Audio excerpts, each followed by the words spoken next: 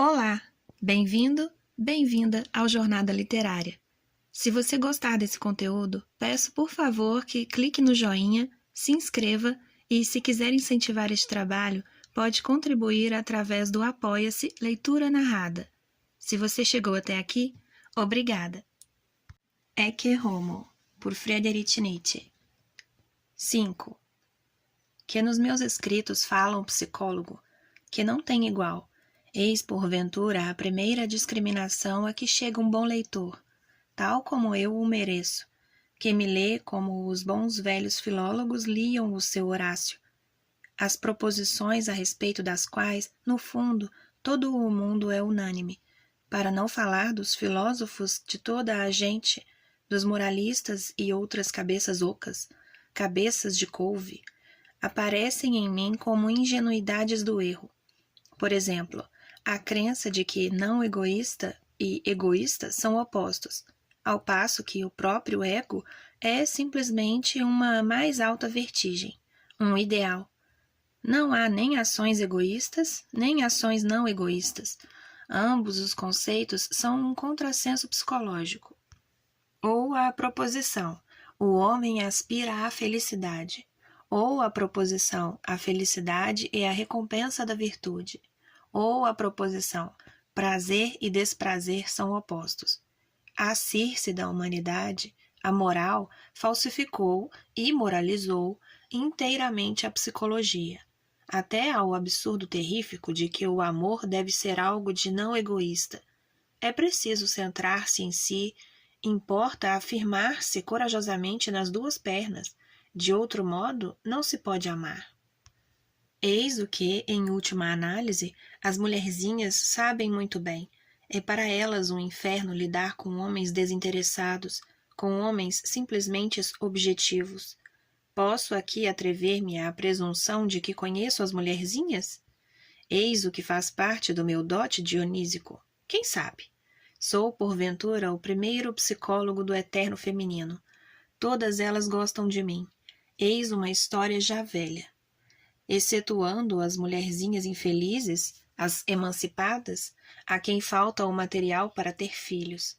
Felizmente não tenho vontade de me deixar dilacerar. A mulher perfeita dilacera, quando ama. Conheço essas afáveis mênades. Ah, que pequeno predador perigoso, subreptício, subterrâneo. E, apesar de tudo, que agradável. Uma mulherzinha que prossegue a sua vingança derrubaria o próprio destino. A mulher é infernalmente muito pior do que o homem, e também mais sagaz. O bem na mulher é já uma forma de degenerescência. Em todas as chamadas belas almas, que há, no fundo, um mal-estar fisiológico. Não digo tudo. De outro modo, tornar-me-ia médico. A luta por direitos iguais é já um sintoma de enfermidade. Qualquer médico o sabe. Quanto mais uma mulher for verdadeiramente a mulher, tanto mais se defenderá com mãos e pés dos direitos em geral. O estado de natureza, a eterna guerra entre os sexos, proporciona-lhe de longe o primeiro lugar. Alguém prestou ouvidos à minha definição do amor? É a única que é digna de um filósofo. Amor, nos seus meios, é a guerra. No seu fundamento, o ódio mortal entre os sexos. Alguém ouviu a minha resposta à pergunta sobre o modo como se cura, salva, uma mulher? Faça-lhe um filho. A mulher precisa de filhos. O homem é sempre apenas meio. Assim falou Zaratustra. Emancipação da mulher. Eis o ódio instintivo da mulher incapaz, isto é, infecunda, contra a mulher fecunda. A luta contra o homem é sempre apenas meio, subterfúgio, tática. Ao elevarem-se como mulher em si, como mulher superior, como mulher idealista, rebaixam o nível geral da mulher. Não há para tal meio mais seguro do que o ensino médio, as calças e os direitos políticos do rebanho de votantes. No fundo, as emancipadas são as anarquistas no mundo do eterno feminino. As estéreis, cujo instinto mais fundo é a vingança, uma espécie inteira do mais malévolo idealismo, que, de resto, ocorre também nos homens, por exemplo, em Henrik Ibsen. Essa típica e velha solteirona tem como objetivo envenenar a boa consciência, a natureza no amor sexual. E, para não deixar qualquer dúvida acerca da minha disposição, tão honesta como severa nesta consideração, quero ainda notificar uma proposição extraída do meu Código Moral contra o vício.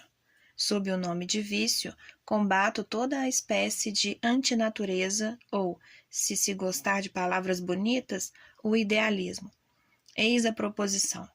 A pregação da castidade é uma incitação pública à antinatureza. Todo o desprezo do amor sexual, toda a sua adulteração mediante o conceito de impuro, é o próprio crime contra a vida, é o pecado autêntico contra o Espírito Santo da vida. 6. Para acerca de mim, enquanto psicólogo, proporcionar uma ideia. Apresento um curioso fragmento da psicologia que aparece em Para Além do Bem e do Mal. Proscrevo, aliás, toda a conjectura sobre quem descrevo nesta passagem.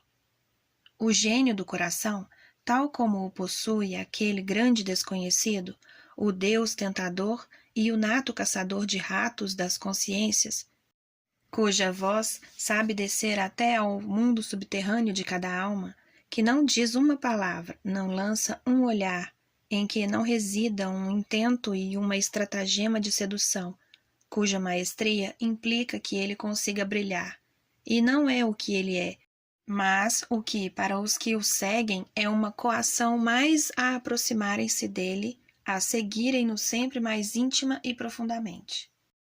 O gênio do coração, que faz emudecer tudo o que é ruidoso e autocomplacente e ensina a ouvir, que amacia as almas rudes e lhes faz saborear um novo anelo, permanecer tranquilas como um espelho, para que nelas se reflita o céu profundo.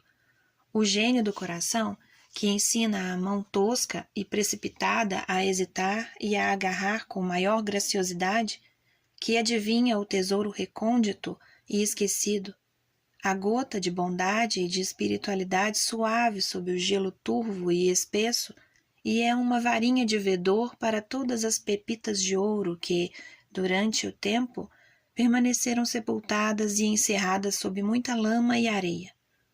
O gênio do coração, por cujo contato cada qual se torna mais rico, não agraciado e surpreendido, não deliciado e oprimido pelo bem estranho, mas mais rico em si mesmo, mais novo do que antes, liberto, insuflado e sondado por um vento de degelo, talvez mais inseguro, mais enternecedoramente frágil e abalado, mas cheio de esperanças, que ainda não tem nome algum, cheio de uma nova vontade e de uma nova corrente, cheio de um novo não querer e de novas contracorrentes. O nascimento da tragédia. 1. Para ser justo em relação ao nascimento da tragédia, 1872, é necessário esquecer algumas coisas. Semelhante obra exerceu influência e até fascínio com o que nela foi um equívoco, com a sua aplicação ao wagnerismo, como se este fosse um sintoma de ascensão. Este escrito foi, por isso, um acontecimento na vida de Wagner. Só a partir de então surgiram grandes esperanças no nome de Wagner. Ainda hoje me recordam ao considerarem-se as circunstâncias de que brotou o Parsifal, como eu, em rigor, tive a culpa de ter surgido uma tão elevada opinião a propósito do valor cultural desse movimento. Achei várias vezes citado o meu escrito como o renascimento da tragédia a partir do espírito da música. Apenas se atendeu a uma nova fórmula da arte, da intenção e da missão de Wagner. Ignorou-se o que, no fundo, o escrito continha de mais valioso. Helenismo e pessimismo. Teria sido um título sem qualquer equívoco, a saber, como primeira elucidação sobre o modo como os gregos acabaram com o pessimismo, como o superaram. A tragédia é justamente a prova de que os gregos não eram pessimistas. Schopenhauer enganou-se aqui, como se enganou em tudo. Olhado com alguma neutralidade, o nascimento da tragédia parece muito extemporâneo. Ninguém poderia sequer sonhar que ele foi começado sob o estrépito da Batalha de Worth. Refleti sobre estes problemas diante das muralhas de Metz, nas frias noites de setembro, em pleno serviço de enfermagem. Poder-se-ia antes crer que semelhante escrito tem já uns 50 anos. É politicamente indiferente, não alemão. Dir-se-á hoje.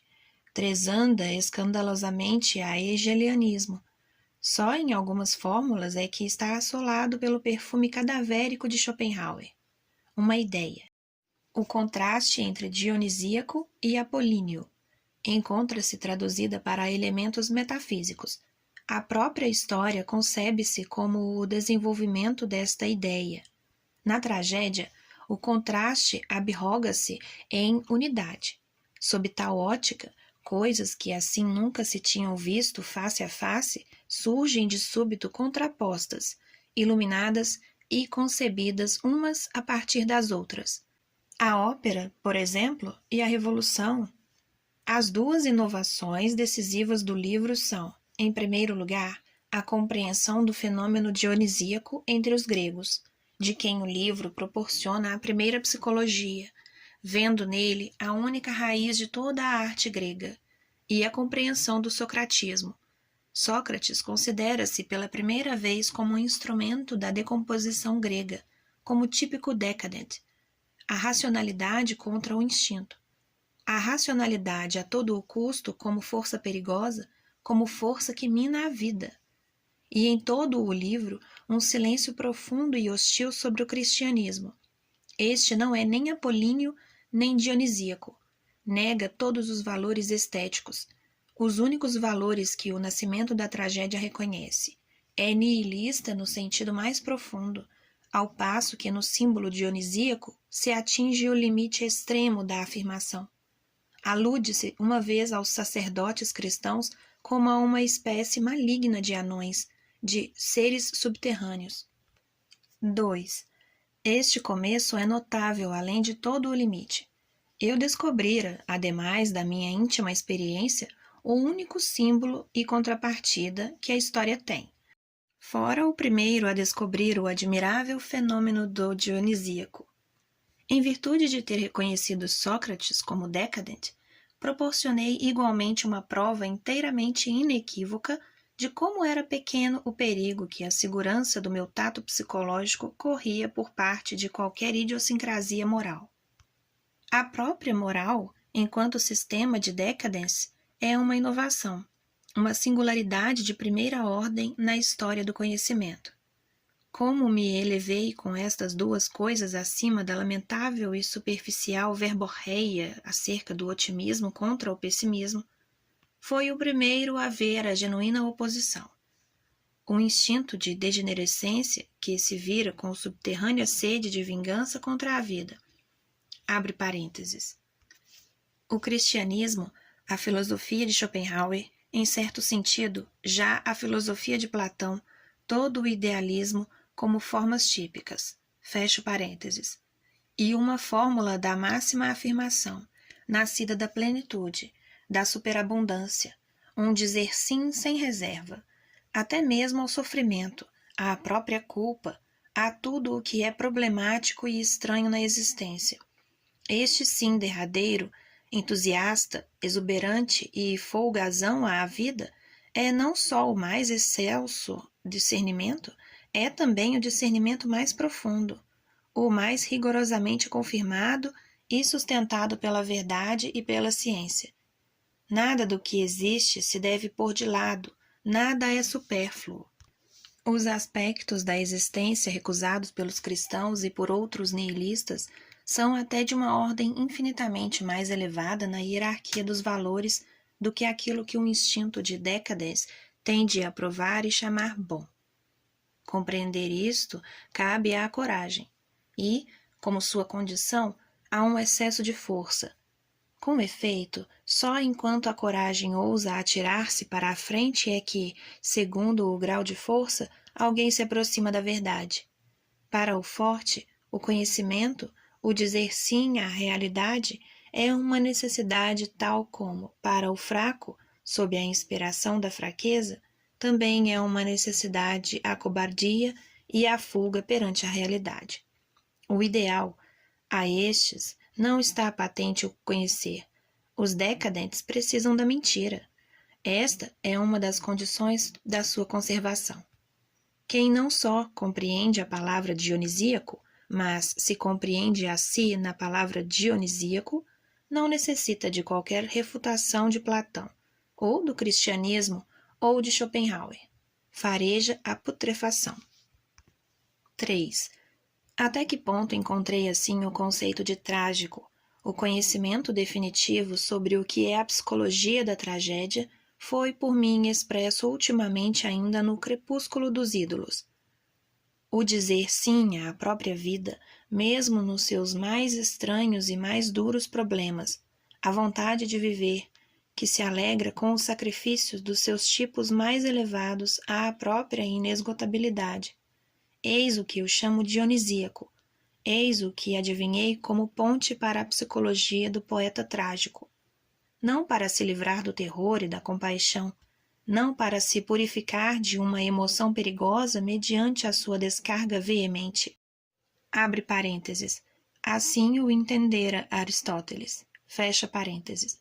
Mas para, além do terror e da compaixão, ser ele mesmo o eterno prazer do devir. Prazer que encerra em si também a alegria do aniquilamento. Tenho, neste sentido, o direito de me considerar a mim mesmo como o primeiro filósofo trágico, isto é, o extremo contraste e antípoda de um filósofo pessimista. Antes de mim não existia a transposição do dionisíaco em pathos filosófico.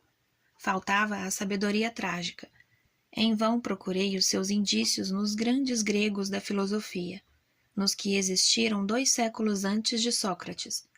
Permaneceu em mim uma dúvida quanto a Heráclito, em cuja proximidade, em geral, me sinto com um ânimo mais caloroso, mais bem disposto do que em qualquer outro ponto. A afirmação do desvanecimento e da aniquilação, o elemento decisivo numa filosofia dionisíaca, o dizer sim à oposição e à guerra, o devir, com a radical renúncia ao próprio conceito de ser, eis em que em todas as circunstâncias devo reconhecer a minha maior afinidade com o que até agora foi pensado. A doutrina do eterno retorno, isto é, de um ciclo incondicionado e infinito de todas as coisas, esta doutrina de Zaratustra poderia, em última análise, ter sido já também ensinada por Heráclito. Pelo menos, a Estoa, que herdou de Heráclito quase todas as suas ideias fundamentais, apresenta dela alguns vestígios. 4. De semelhante escrito emana uma imensa esperança. Ao fim e ao resto, não tenho qualquer fundamento para não retomar a esperança num futuro dionisíaco da música. Lancemos o olhar para um século depois de nós. Suponhamos que é bem sucedido o meu ataque a 2 milênios da antinatureza e de ofensa à humanidade. O novo partido da vida, que tome nas mãos a maior de todas as tarefas, a educação superior da humanidade, inclusive a aniquilação implacável de tudo o que é degenerado e parasita, tornará de novo possível sobre a terra o excesso de vida de que novamente deve promanar o estado dionisíaco. Prometo uma ideia trágica. A arte mais elevada no dizer sim à vida. A tragédia renascerá quando a humanidade tiver por detrás de si, sem sofrer, a consciência das mais duras, porém mais necessárias guerras. Um psicólogo poderia ainda acrescentar que o que ouvi nos meus anos juvenis na música wagneriana nada em geral tem a ver com Wagner, que, quando eu descrevia a música dionisíaca, descrevia o que ouvira, que tive de traduzir e transfigurar instintivamente tudo para o novo espírito que em mim transportava. A prova disto, tão forte quanto o pode ser uma prova, é o meu escrito Wagner em Bayreuth. Em todas as passagens psicologicamente decisivas, fala-se apenas de mim. Pode pôr-se sem reservas o meu nome ou a palavra Zaratustra, onde o texto apresenta a palavra Wagner. A imagem completa do artista ditirâmbico é a imagem do poeta pré-existente, Zaratustra, esboçado com profundidade abissal e sem aflorar sequer um instante a realidade wagneriana. O próprio Wagner teve disso uma ideia. Já não se reconheceu em tal escrito. Igualmente, a ideia de Bayreuth se transformou em algo que, para quem conhece o meu Zaratustra, não constituirá um conceito enigmático. Naquele grande meio-dia, em que os eleitos se dedicam à maior de todas as tarefas, quem sabe, a visão de uma festa, que eu ainda viverei. O pathos das primeiras páginas é histórico universal. O olhar, de que se fala na 7ª página, é o autêntico olhar de Zaratustra. Wagner, Bayreuth, toda a pequena baixeza alemã, é uma nuvem em que se reflete uma infinita fata morgana do futuro. Até em sentido psicológico, todos os traços decisivos da minha própria natureza se encontram inseridos na de Wagner. A coexistência das forças mais luminosas e fatais, a vontade de poder, tal como jamais um homem a possuiu, a implacável audácia na esfera espiritual, a força ilimitada de aprender sem que a vontade de ação sofra por isso dano. Tudo neste escrito é precognição. A proximidade do regresso do espírito grego, a necessidade de anti-Alexandres, que voltem a atar o nó górdio da cultura grega, depois de ele ter sido desfeito. Ouça-se o acento histórico mundial com que, na página 30, se introduz o conceito de disposição trágica. Há apenas conceitos histórico-mundiais em semelhante escrito. Eis a mais estranha objetividade que existir pode. A absoluta certeza sobre o que eu sou projetava-se sobre qualquer realidade casual. A verdade acerca de mim expressava-se a partir de uma terrífica profundidade. Na página 71, descreve-se e antecipa-se com decisiva segurança o estilo de Zaratustra, e jamais se encontrará uma expressão mais grandiosa do acontecimento Zaratustra, do ato de uma enorme purificação e consagração da humanidade, do que a que se encontra nas páginas de 43 a 46. As considerações intempestivas. 1. As 4 intempestivas são belicosas de princípio ao fim. Mostram que eu não era nenhum João sonhador, que me dá prazer desembainhar a espada, e talvez também que a sabia perigosamente empunhar. O primeiro ataque, 1873, incidiu na cultura alemã, que nessa altura eu já desdenhosamente olhava com um desprezo implacável. Sem sentido, sem substância, sem meta, uma simples opinião pública. Não há pior mal-entendido do que julgar que o grande êxito das armas alemãs demonstra alguma coisa a favor desta cultura, ou até a sua vitória sobre a França. A segunda intempestiva, 1874, traz à luz o que há de perigoso, de torturante e envenenador na vida da nossa forma de cultivar a ciência. A vida que se torna enferma nesta engrenagem e mecanismo desumanos, na impessoalidade do trabalhador, na falsa economia da divisão do trabalho. O fim, a cultura, perde-se. O meio, o moderno sistema da ciência, barbariza. Neste ensaio, o sentido histórico de que o presente século se orgulha é pela primeira vez reconhecido como doença, como típico sinal da decadência. Na terceira e quarta intempestivas, quando indícios de um conceito mais elevado de cultura, do restabelecimento do conceito de cultura, opõem-se 2 figuras do mais duro egoísmo: autodisciplina, tipos extemporâneos par excellence, cheios de soberano desprezo perante tudo o que à sua volta se chama império, cultura, cristianismo, Bismarck, êxito. Schopenhauer e Wagner, ou, numa palavra, Nietzsche. 2. Destes 4 atentados, o primeiro teve um êxito extraordinário. O rumor que suscitou foi magnífico em todos os sentidos. Eu tocara na ferida de uma nação vitoriosa, porquanto a sua vitória não seria um acontecimento da civilização, mas talvez algo de inteiramente diferente. A resposta veio de todos os lados, e não apenas dos velhos amigos de David Strauss, a quem eu pus a ridículo como o tipo de filisteu cultural alemão e satisfeito. Em suma, como autor do seu evangelho de cervejaria acerca da velha e nova fé. Abre parênteses. A expressão filisteu cultural passou do meu escrito para a linguagem. Fecha parênteses. Esses velhos amigos, aos quais, enquanto urtemburgueses e suábios, eu desferira um golpe profundo ao achar o seu prodígio, o seu Strauss, cômico, responderam de modo tão honesto e grosseiro como eu poderia desejar. As réplicas prussianas foram mais sagazes.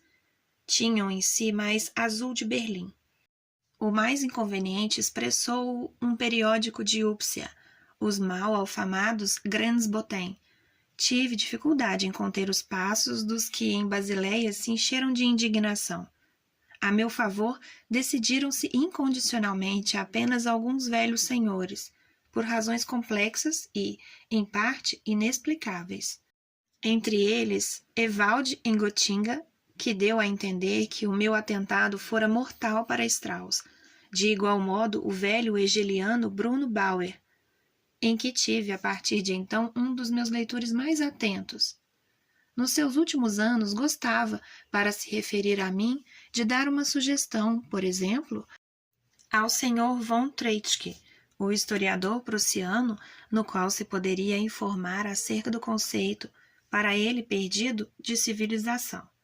As coisas mais dignas de reflexão, e também as mais longas sobre o escrito e o seu autor, foram ditas por um antigo discípulo do filósofo von Baader, um professor Hoffmann, em Wurzburgo. Previu para mim, a partir desse escrito, um grande futuro, suscitar uma espécie de crise e a suprema decisão no problema do ateísmo. Adivinhou em mim como que o seu tipo mais instintivo e mais inconsiderado. O ateísmo fora o que me levara a Schopenhauer. De longe, muito mais ouvida e mais amargamente sentida, foi uma apologia extraordinariamente enérgica e ousada do, aliás, tão brando Karl Hillebrand, o último alemão humano que sabia usar a pena. Leia-se o seu ensaio no Jornal de Augsburgo. Pode-se hoje ler-se numa forma um tanto atenuada, nas suas obras completas.